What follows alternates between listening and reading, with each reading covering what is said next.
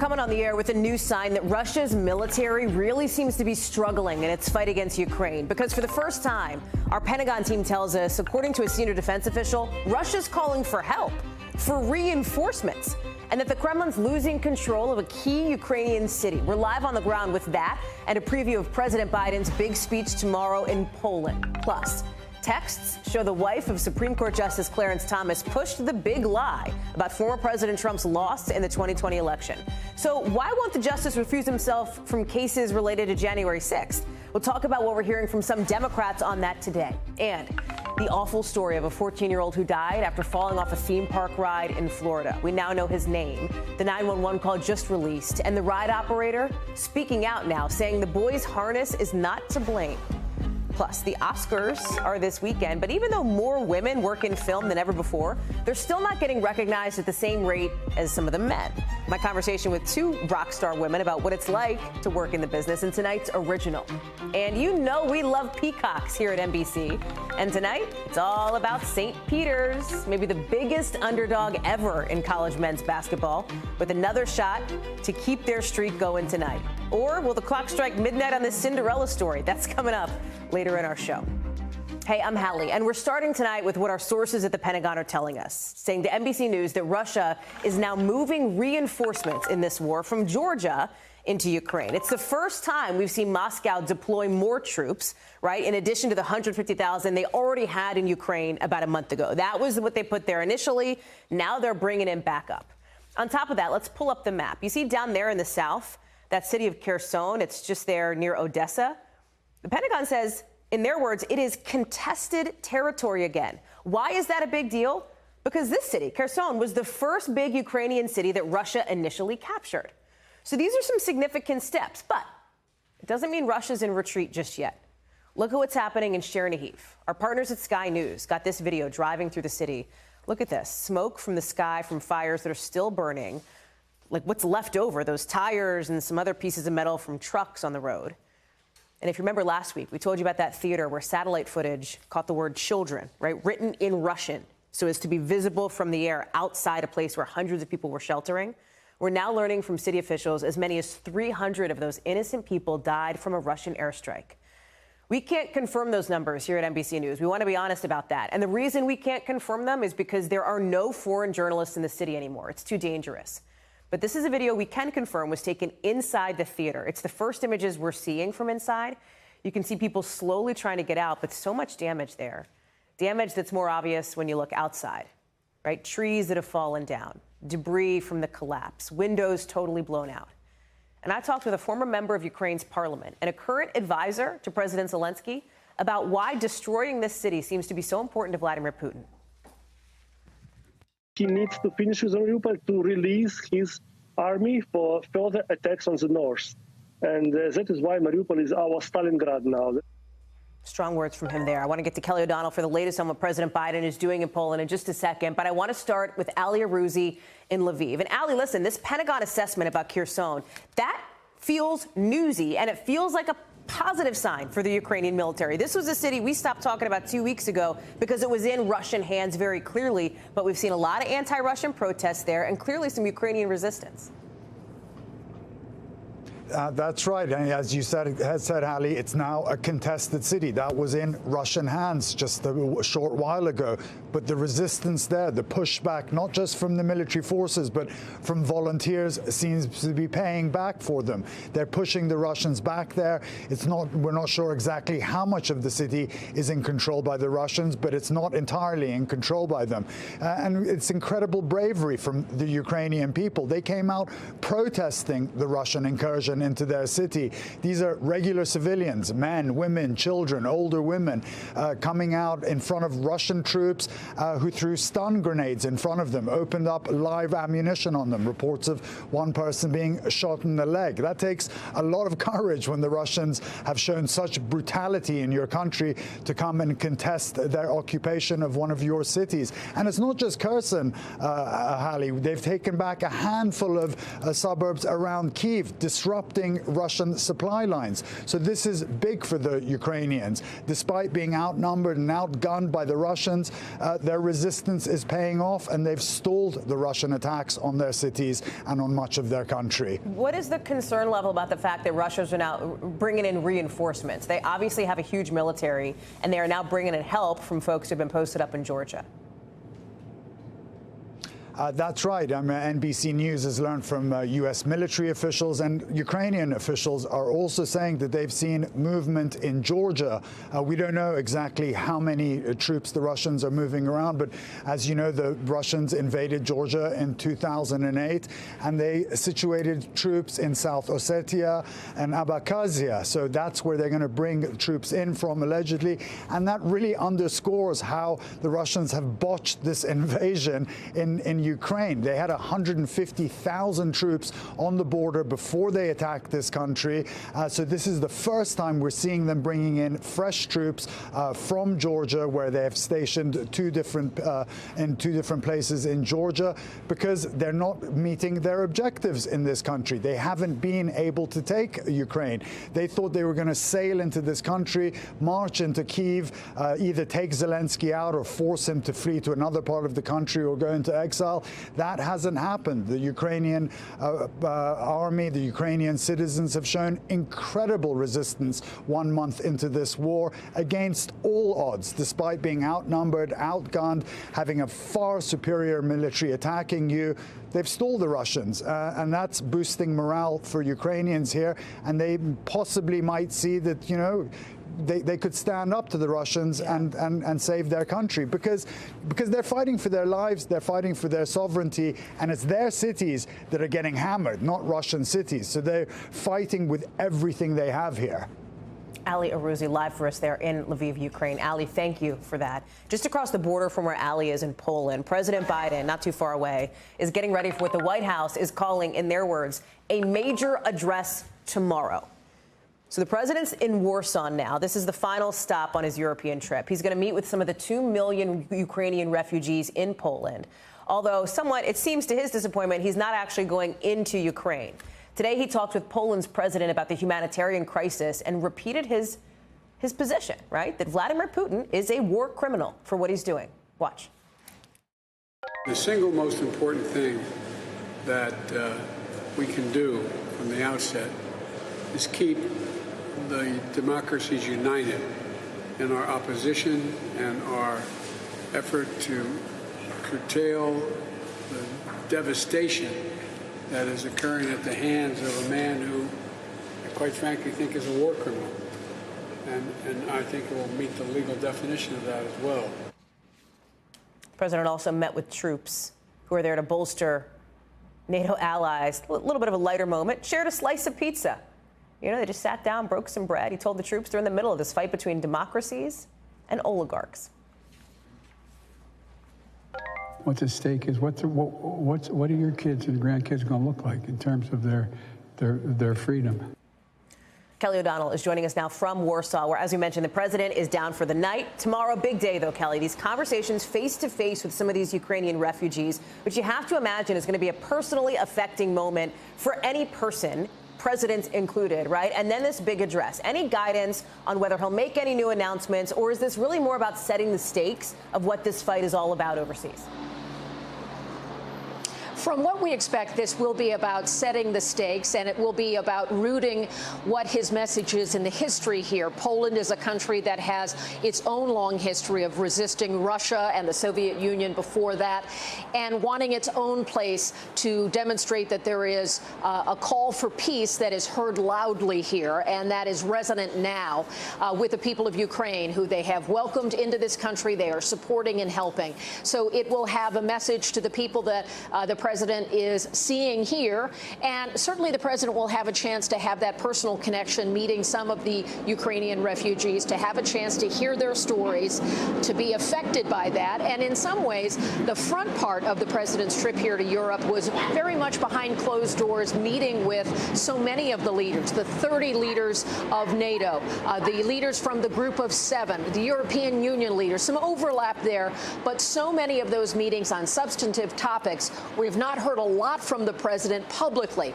So this will be a way to synthesize all of what he has worked on with allies and to talk about it in a very public way. A message to the host nation here in Poland, to the people of Ukraine, to the American people, to Vladimir Putin as well, and to the free world. What is at stake, what needs to be done, and some of the ongoing risks about 1 month into this crisis. And the president has been very clear about the fact that there are still very serious threats to the NATO allies. People in Poland certainly are sensitive to the fact that they are a border away from this war. It is much more palpable being here, and that is something the president can get a feel for as well. You mentioned that he had said he wished he could have gone into Ukraine, and for security reasons that was impossible. So the president has a sense of wanting to have a tactile and personal moment here on top of all of the intelligence briefings and the economic discussions and the military assessments to bring it all into a full picture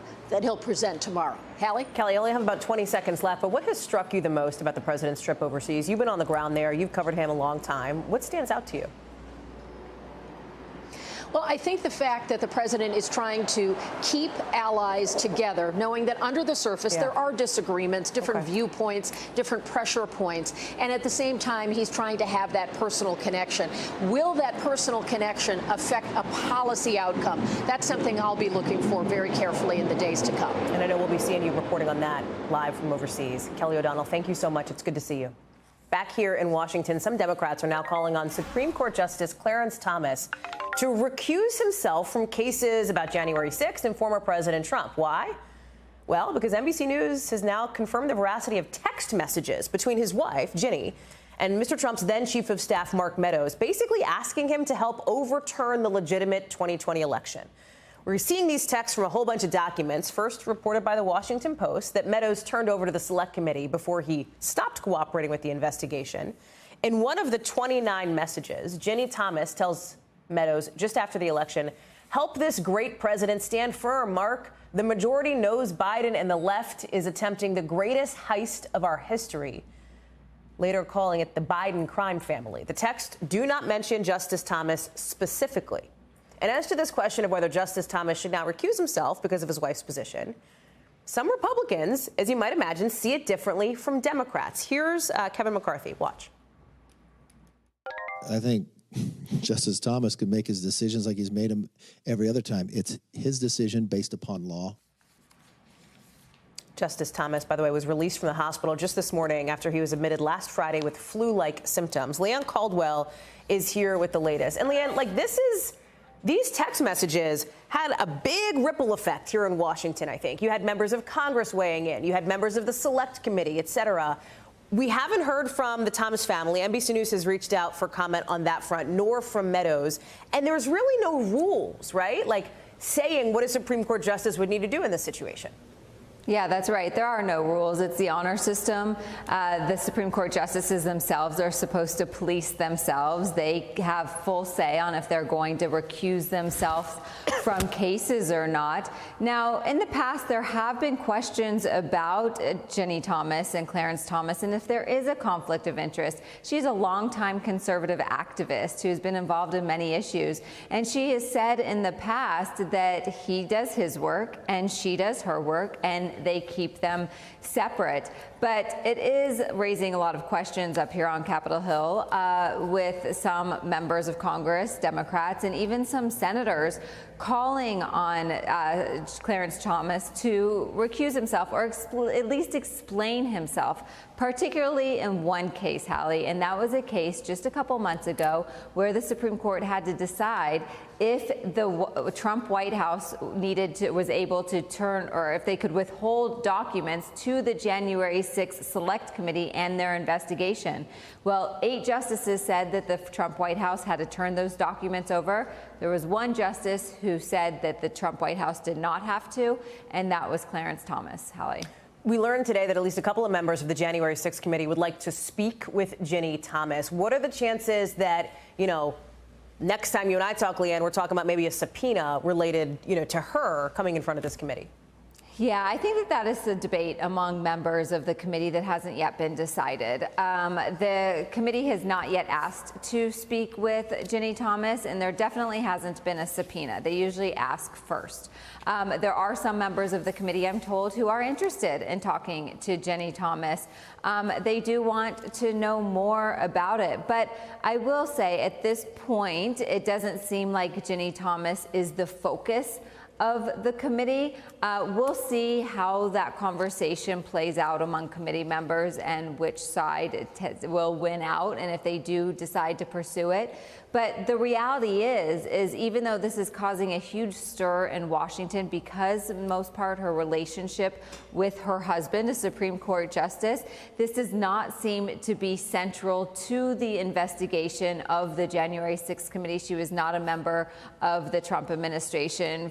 She was just, you know, in many instances, a normal person who had cell phones and contact information to people within the Trump administration. So we'll see if this escalates by the January 6th Select Committee. Hallie. Leanne Caldwell, live for us on Capitol Hill on that. Leanne, thanks. We are hearing tonight for the first time emergency calls, the 911 calls from people who witnessed a 14-year-old boy fall to his death at an Orlando amusement park. Hello, caller. Oh my God. Oh my God. Hello. Yes. Yes. Are you calling about the person that fell out of the slingshot? Yes. Yes. Okay. We do already have the call, ma'am. We're on the way there. Is he awake? No, he's dead. He's dead. Tyree Sampson was visiting Icon Park from Missouri when he fell from a ride that bills itself as the world's tallest freestanding drop tower, according to the Orange County Sheriff, who held a news conference on the investigation this afternoon. He also, of course, extended his condolences to Sampson's family, and he gave an update on the investigation itself. We can't imagine what they're going through as a father with boys who go on rides and who frequent amusement parks a lot. You know, it's just a tragic situation. There are, witnesses and videos that come forward. We're going to be looking at all that. But, as of right now, there are absolutely no criminal charges. Ann Thompson is joining us now with more on this story. And Ann, I just want to say at the outset here, just for folks who are watching, however they're watching, we're going to be really careful with the video here because it is just upsetting. It's disturbing. It's this teenage boy who went to a theme park, right? Goes on this ride, and now there's these new questions about this safety harness or the seatbelt, as they called it in one eyewitness video. What is going on here? What else did we learn about this today? Like, how could this have happened? Well, that's the question everyone's asking tonight, Hallie, because there's a 14-year-old boy who is dead, and dead under tragic circumstances. The questions that are being raised come from this eyewitness video that you spoke of, and it involves a conversation between the workers and the people on the ride. And you will hear repeatedly in this video the word seatbelt is used. Take a look at this video for yourself. Doesn't this have like the little click, like the seatbelt? Seatbelt? Yeah. Right. Did you check the seatbelt on the left side? Seatbelt. Nope. Seatbelt.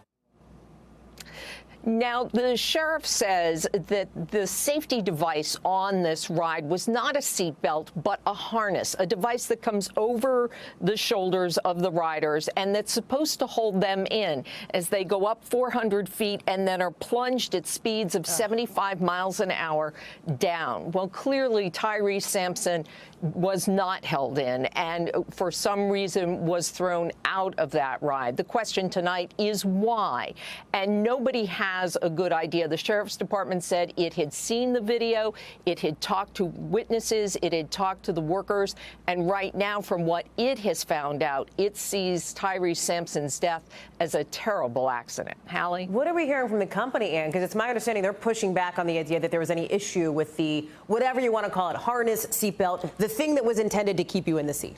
Yeah, they are saying, look, in over 20 years, they tell my colleague Sam Brock that they have never seen anything like it. Sam is on location in Orlando, Florida. And in fact, John Stein, who is director of sales and marketing for Slingshot, which is the company that runs the free fall ride, he addressed this issue earlier today. The ride will not operate unless those harnesses are locked in. So this is what we're trying to get to the bottom of, to find out what happened. Now, the ride is suspended indefinitely. The Icon Park where the accident happened is open, but the ride, the free fall ride, will not be operating. There are two government agencies investigating. One is the State Department that oversees these rides. It's looking to see if any rules or regulations were violated. And then there's the sheriff's office that is trying to determine if a crime was committed. No matter what they find, we do know this is a tragedy. Hallie? That is very clear. Ann Thompson, thank you so much for bringing us that reporting. We appreciate it. In other news here out of Washington, there's a big deadline coming up for the Biden administration.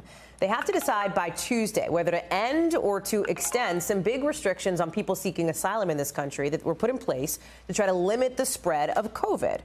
Well, now, right, COVID rates are going down for people trying to come in, but these restrictions are still in place. It's part of something called Title 42, put in place by former President Donald Trump.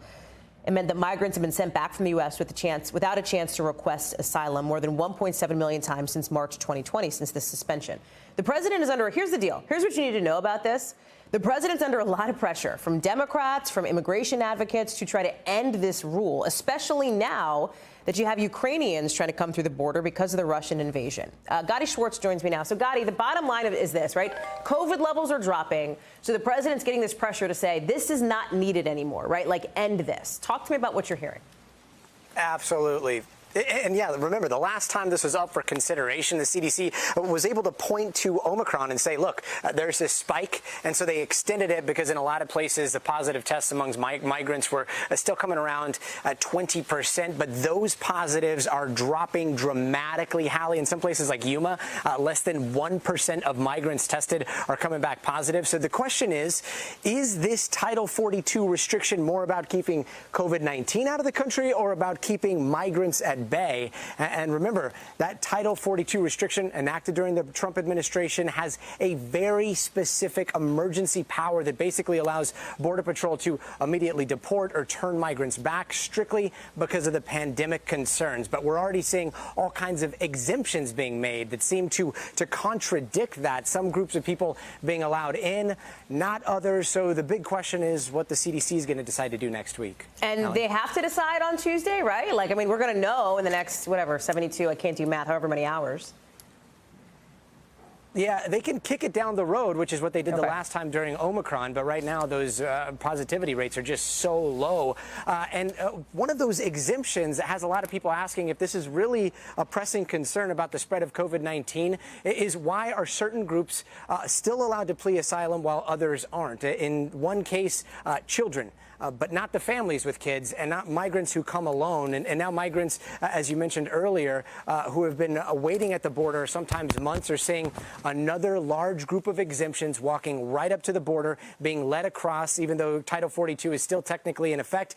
Those are the refugees coming from Ukraine that have traveled to Mexico to cross into the United States. So a lot of exemptions happening and many more expected, all until the CDC decides finally when it's time to drop the Title 42 restriction. Gadi Schwartz live for us on that. Gadi, thank you.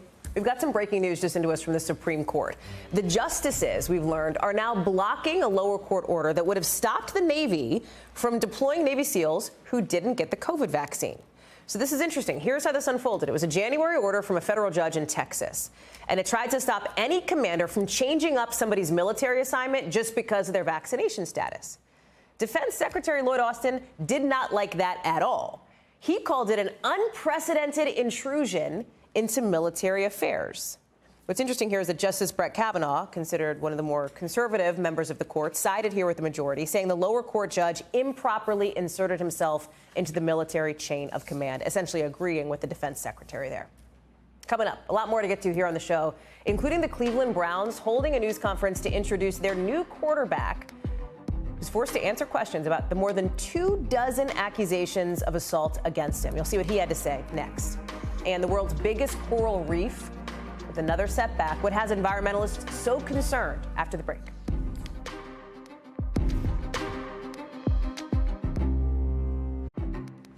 You know who we heard from today? NFL quarterback Deshaun Watson. For the first time after that record $230 million contract he just signed with the Cleveland Browns, as he's facing 22 civil lawsuits for sexual misconduct allegations. A second grand jury in Texas declined to indict him. This was yesterday on criminal charges. But now the Browns are facing backlash from women's groups for signing Watson. The National Sexual Assault Advocacy Group saying never in history has such a contract been extended to an individual with such a highly questionable track record of sexual misconduct. So then Watson goes out. He's got this news conference. He's got to face questions from reporters. Obviously, you know he was asked about this. He says he hasn't done the things that people are alleging. Watch. I understand the whole circumstances is very difficult, especially for the women's side of the fans in this community. I'm not naive to that. I know these allegations is very, very serious. But like I've mentioned before, I've never assaulted any woman.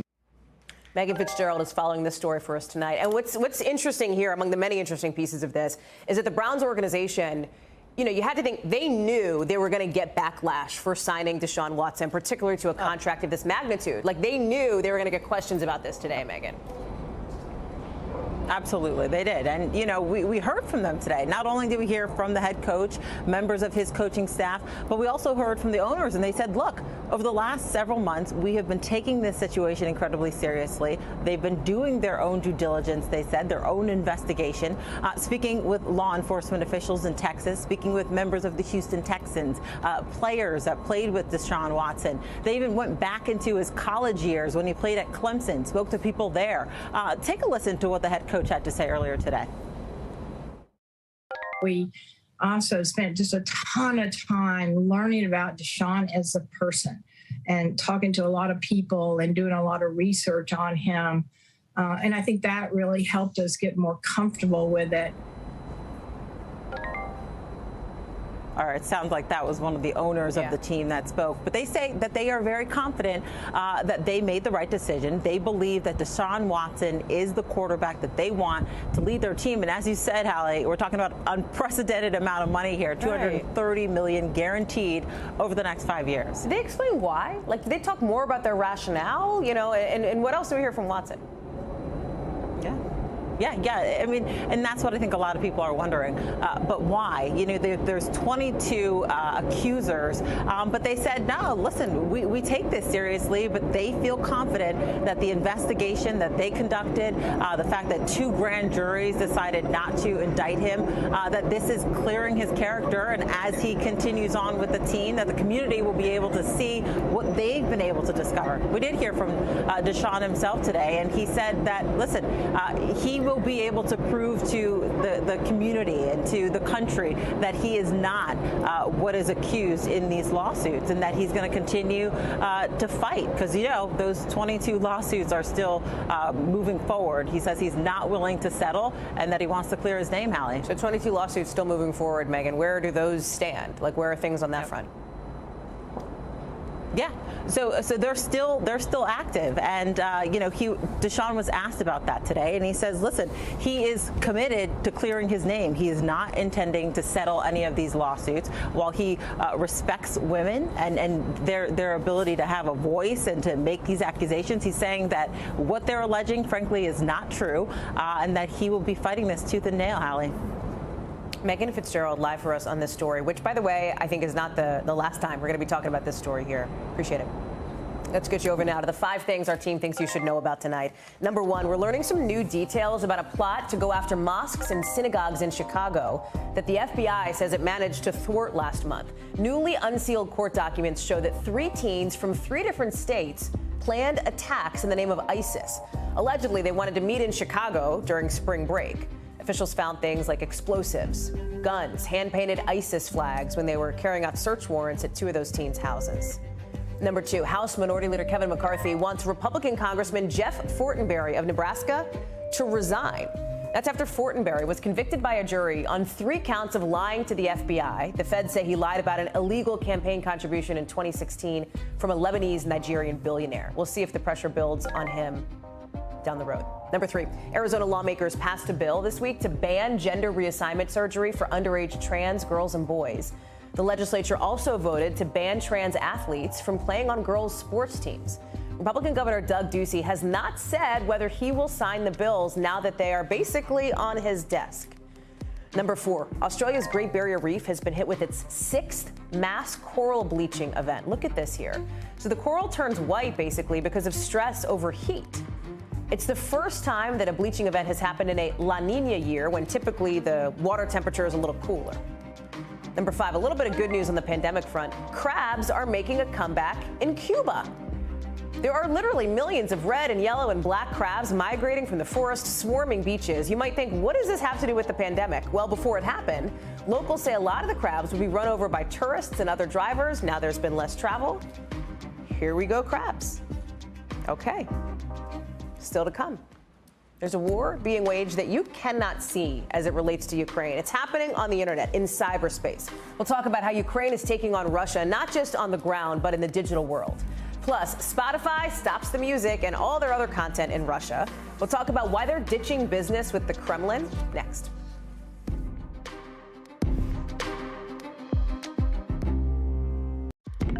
So, have you seen all the movies nominated for an Oscar yet? Have you seen any of the movies nominated for an Oscar yet? We're going to talk about that later in the show. Plus, how the show itself is trying to draw more of an audience this year.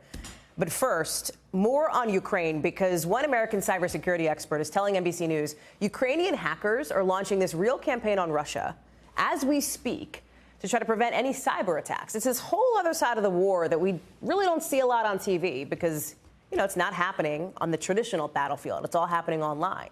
This expert says Ukrainian hackers have broken into sensitive Russian networks and stolen critical data, all of it as bombs are dropping in Kyiv.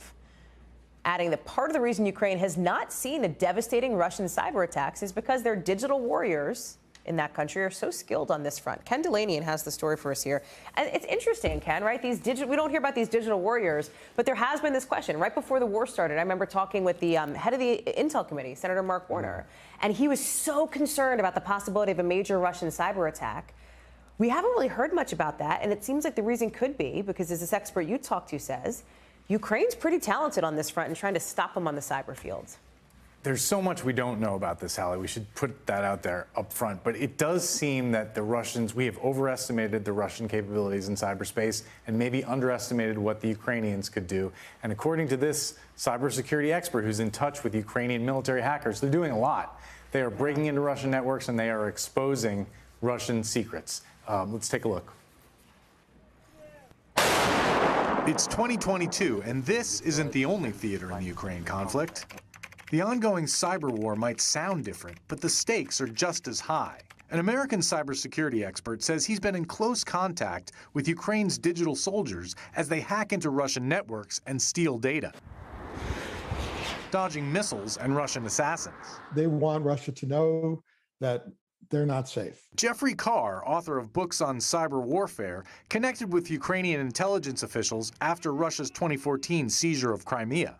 He says Ukraine's cyber warriors have broken into sensitive Russian networks, stolen data, and shared some of it with him. He says their activities are part of the reason Russia has not launched the kind of massive cyber operation that many experts expected, turning off Ukraine's power and cell phone networks. And they're successful in keeping Russian attacks from disrupting their power grid and other critical infrastructure. At the same time, their offensive side is hitting Russia very hard with these extractions, of data from such high-profile targets. Carr says hacking operations are being conducted by Ukraine's main intelligence agency, known as GERMO.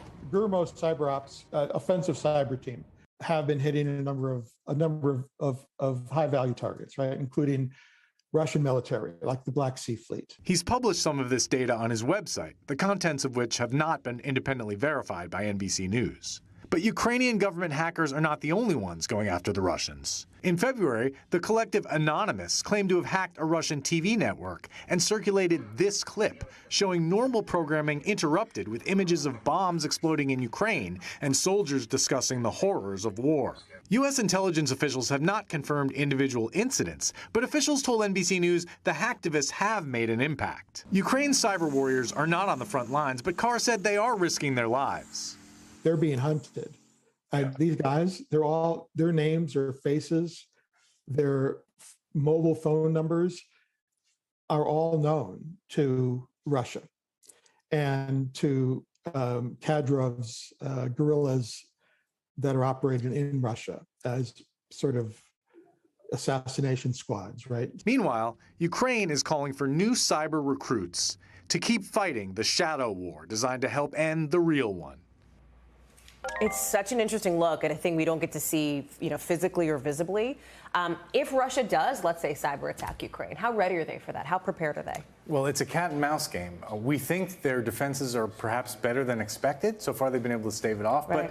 But, Russia has a lot of tools in their toolkit to attack both Ukraine and, unfortunately, the United States. Ken Delaney, great reporting. Thanks for bringing it to us here exclusively on Hallie Jackson Now. Thank you. Just a few hours ago, speaking of what's going down in Russia, Spotify has announced it's pulling out of that country altogether because it's worried about the Kremlin's crackdown on news. They're worried it could put its listeners at risk, its workers at risk. That's what the company essentially said in a statement today, saying that more of that restricted access, that elimination of freedom and criminalizing certain kinds of news has become so problematic that they've made the difficult decision, as they say, to fully suspend their service in Russia. The company has already closed their offices there indefinitely, and they also kicked out RT and Sputnik, these Kremlin-backed outlets, off of Spotify. I want to bring in Dave Ingram joining me now on this. What's interesting here, Dave, is Spotify is making it very clear, it had tried to stay open, right, because they wanted people to be able to access independent news reports, people in Russia to be able to hear that. But now it sounds like what they're saying is the crackdown from the Kremlin is so intense, they just can't keep it up.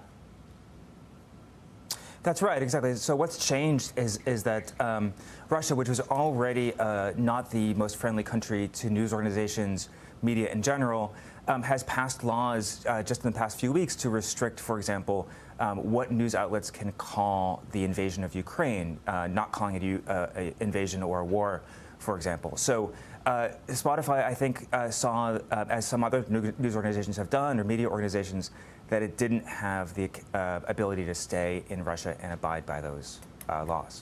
What's interesting about Spotify, too, Dave, is that they are more than just like a music company, right? They are a content production company at this point in many ways. And so when you look at the response to international events like what we're seeing now in this war in Ukraine, do you get the sense that they are getting to be on the same level as like a YouTube or maybe a Google or some of these big tech companies that have to make these decisions when international events are happening and have to be responsive on that front? I think that's absolutely right. I mean, music is itself, needs to be, it's very expressive, says a lot. But once you sort of start going into the business of news and information, it is a risky business for an international corporation that operates in a somewhat authoritarian or fully authoritarian country. And but they also have much more content they have to take responsibility for. And so they have to answer to the government in some cases and just decide what their rules are going to be for their platform, what they want to allow, what they want Spotify podcast to represent to the world. Do you think this will make a difference to their bottom line at all? That's a fascinating question. So Europe makes up about a third of their user base, and Russia is 144 million people. So it's not a small amount of people. It also Spotify just went into Russia about 2 years ago. So it's fairly new there, and it was a hot market to begin with. That said, the most valuable people for big tech companies from an advertising and subscriber standpoint are usually the wealthier countries. So I wouldn't expect a huge impact, and there wasn't really much of an impact on Spotify's stock today. Dave Ingram, glad to have you with us. Thank you so much. Appreciate it. After the break, more and more women are taking a leading role making big box office movies. But what about representation? What about getting shout-outs for the work that they're doing on the big stage? We're going to talk more about that with the Oscars this weekend next. Plus, a guy in California is accused of smuggling more than 1,700 reptiles into the country. How officials say he managed to pull that off. Ugh, yuck. After the break.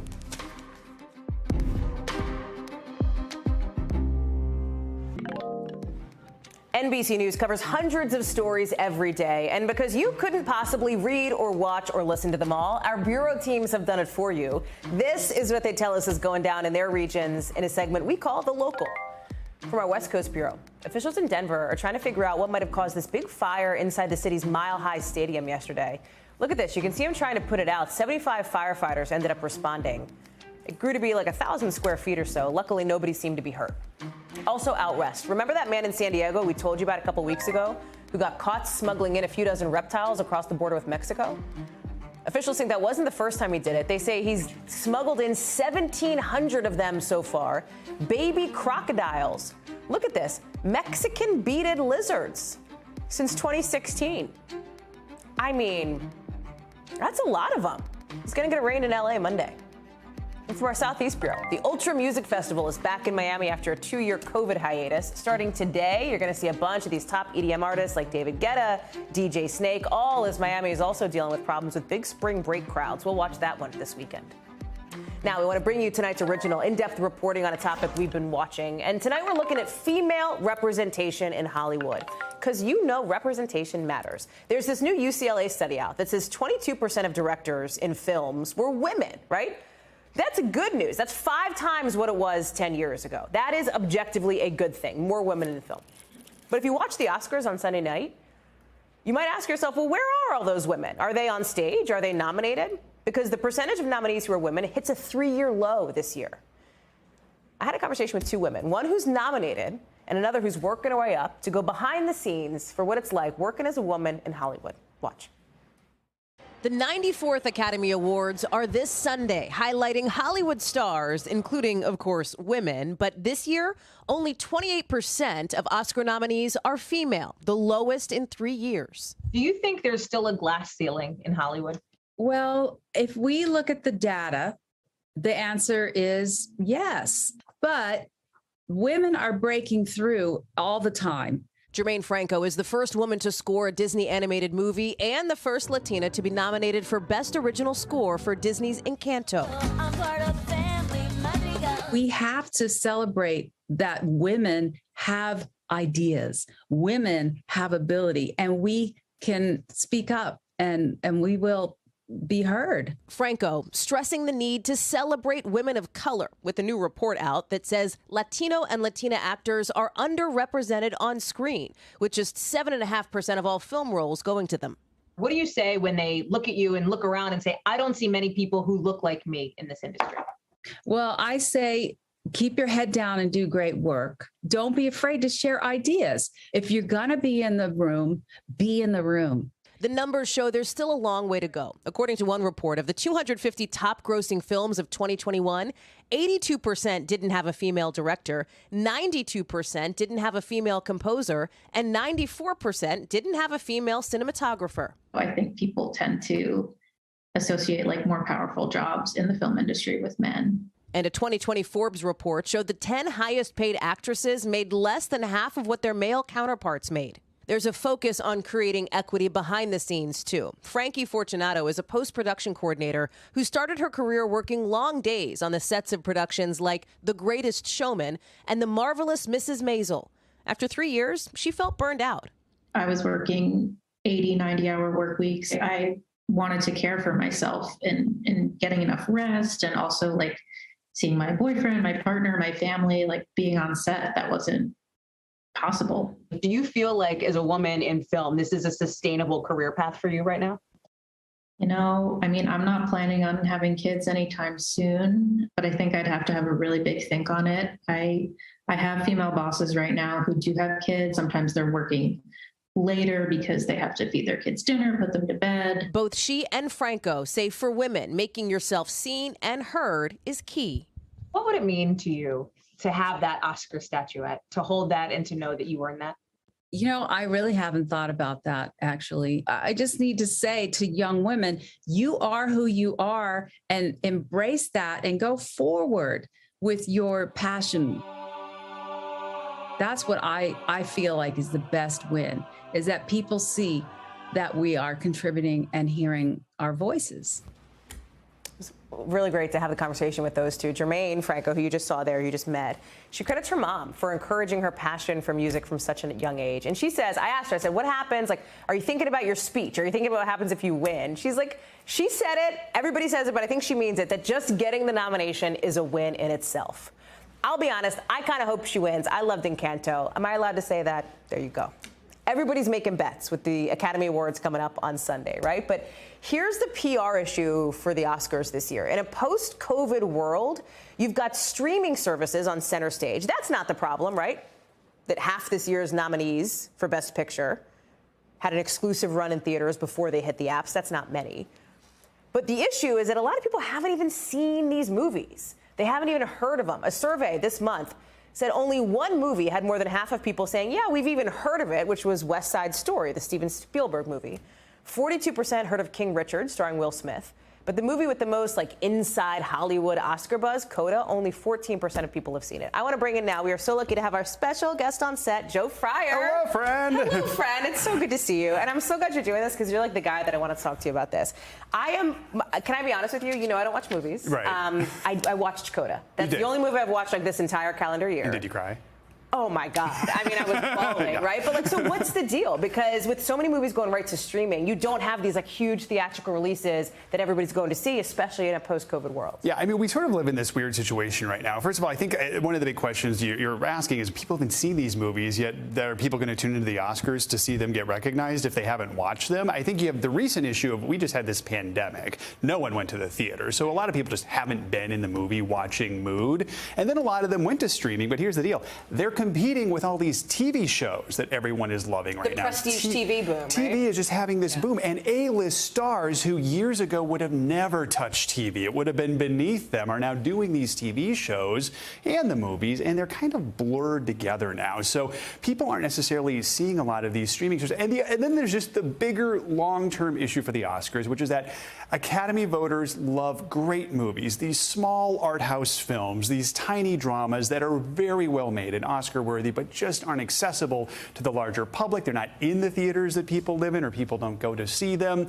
And so the thing was, they recognized this more than 10 years ago when there were only 5 Best Picture nominees. Remember when there used to be 5? Right, now it's 10. Right. And the theory was, let's expand it so we get some of these blockbusters in there. Right. But they're still not getting many blockbusters in there. It's still a lot of these movies that a lot of people haven't seen. So you've got the Oscars trying to do a little bit of a switch up here. They have a host. We haven't seen a host in a few years, right? How's that experiment going to go? Yeah, I think it's going to help. You have to remember, last year, their ratings dropped by more than 50%. Now, let's keep in mind, it was a rough year last year to have an Oscar ceremony. But this year, they're making up for it. They don't just have one host. They have 3 hosts. They've got Amy Schumer, Wanda Sykes, and they've got Regina Hall coming back. So the hope is that's going to draw people in. They've also made a controversial move to try and draw more people in. 8 of the categories, 8 of them, are going to be presented before the live telecast. The theory is these are categories like hair and makeup or short documentary that maybe the general public isn't that interested in, but movie makers and people in Hollywood, they love that. They stuff, love right? that, and you're going to see some protests, I think, in that vein about this decision. It's also interesting when you have a moment like we're in right now. We are news people. We are covering what's happening on the international scene, a war in Ukraine that's going on, and then this kind of somewhat frothy, and I don't mean that in a diminishing way, but it's like movies, right? And they're important, and art is important, but I think perceptually and optically there's it has a different tone. Well, and the Oscars are patting ourselves on the back saying, hey, great job, Hollywood. So they have to strike that balance. And I was just thinking, it was the Screen Actors Guild Awards that I think happened just 2 or 3 days after the war in Ukraine broke out. And that was kind of a weird one to watch, where they were trying, and you saw a few people mention it, talk about Ukraine, and say our thoughts are with people there. I have a feeling that the Oscars, the Academy, is going to plan something a little more thoughtful, a little more pre-planned to try and acknowledge what's happening. And you're definitely going to hear it in speeches. Yeah, figure out a way to sort of nod to what's happening that so many people are looking at. So I have to ask, you do watch movies? Yes. Yeah, who should we be looking for? Who do you I mean, obviously, I said it. I'm openly saying it on television. I'm rooting for Jermaine Franco in Encanto because I just love that. And I feel like Encanto's going to do very well, so I feel like that's a safe bet. I mean, with Best Picture, you got 10 nominees this year. There's really 2 front runners. They are Coda, which has sort of emerged as the favorite, the feel-good film we all need right now. And then there's The Power of the Dog. It has more nominations than anything else. It is a filmmaker lovers movie. It is not something that a lot of people have seen, but it still has a chance. I've seen it. It's very, very good, but I don't think everyone is going to see it and go, oh my gosh, that's my favorite movie. But people who love movies love this movie. It's got 12 nominations. Its director is a front runner for Best Director. Either way, a streamer wins Best Picture. That is something that has never happened before. So if either of those 2 win, it's going to be history in that regard. Super interesting. What about Steven Spielberg? And you never, ever rule out Steven Spielberg. That's what I mean. Like, it's yeah. funny that you don't even mention. He's such a giant in the industry. You don't even mention him here. Yeah, and Jane Campion, who did Power of the Dog, she's likely going to win Best Director. She would be only the third woman to ever win it, and the second woman was last year for Nomadland. But yeah, Steven Spielberg at any moment could win for Best Director. I'll text you if he does. We'll get our little group chat going. Sounds good. So far, it's good to see you. Thanks for coming into D.C. Thank you for having me. We have another fascinating story to get to. The darlings of March Madness, right? The Cinderella story of Cinderella stories. They are still in the mix with the men's basketball team from St. Peter's University getting their shot against Purdue tonight in the Sweet 16, folks. Remember, they beat Kentucky in the first round. Huge upset. 2 days later, another huge upset against Murray State. Peacocks beating all the odds, right? Let's look at these numbers here. Take a peek at this. Their athletic budget, entire athletic budget, $7.2 million. You know what Kentucky had the same year? $148 million. The St. Peter coach apparently makes $260,000 a year. You know what John Calipari gets? $8 million a year, right? Emily Aketa is in Jersey City at a watch party. Are people getting ready to go bananas? Like, no matter what, you have to think that they are just psyched. Oh, absolutely. I think the Peacocks have really won over the hearts of America. And you think about it, St. Peter's is this university of just over 2,100 undergraduate students. You're driving around through this campus, you probably wouldn't even realize you're on the campus of St. Peter's University, aside from the sign behind me. So when you're talking about a school of this size, the teammates and the players, they're actually quite close with a lot of the student body. They are sitting with them in class and they're friends with them. So the team has this unique, special connection with the entire student body, making nights like this, journeys like this, absolutely electric. And you can bet that regardless, whatever this game turns out to go, which way it goes, that the team, or the student body rather, is just absolutely going to be behind them, Hallie. I know you got a chance to talk with the coach, with a few of these players, which had to have been kind of this great feel-good moment. Talk to me about what you heard and their mindset as they're going into tonight. So in talking with Coach Holloway, what he really tells the team is that it's not about the team name on the front of their opponent's jersey. And the reason why they're taking down all of these tournament giants is that they are laying it all on the court, regardless of the ranking of the other team. The players say that they're really just taking time to enjoy each and every moment of this journey, as they should. Many really watching their childhood dreams come to fruition and making it to this historic moment for the school. I got to catch up with the star player, Doug Eddard, who says that really all of the doubters out there has fueled this team to continue to work harder to this moment. Listen here. Oh, yeah, no, we didn't worry about that. We're always the underdogs, which is perfectly fine, and we thrive on that. What message does this send to the rest of the country as you guys continue to take down these tournament giants? I guess to watch out. Ooh, watch out. I like that. Yeah, right. And the whole country will be watching tonight. Tip-off is set for just after 7. And not far from here, less than 2 hours away in Philadelphia, fittingly so, the home of the ultimate underdog, Rocky, Hallie. And all of it happening, Emily, on National Peacock Day. I mean, I'm just saying, it's going to be a good game. Emily Aketa, thank you so much for that. I appreciate you being there for us. Are you watching tonight? I'm going to be watching. Thank you for watching, by the way, this hour and all week long. We're going to have a whole lot for you here. More on Monday, same time, same place. Happy Friday, gang. Coverage picks up right now.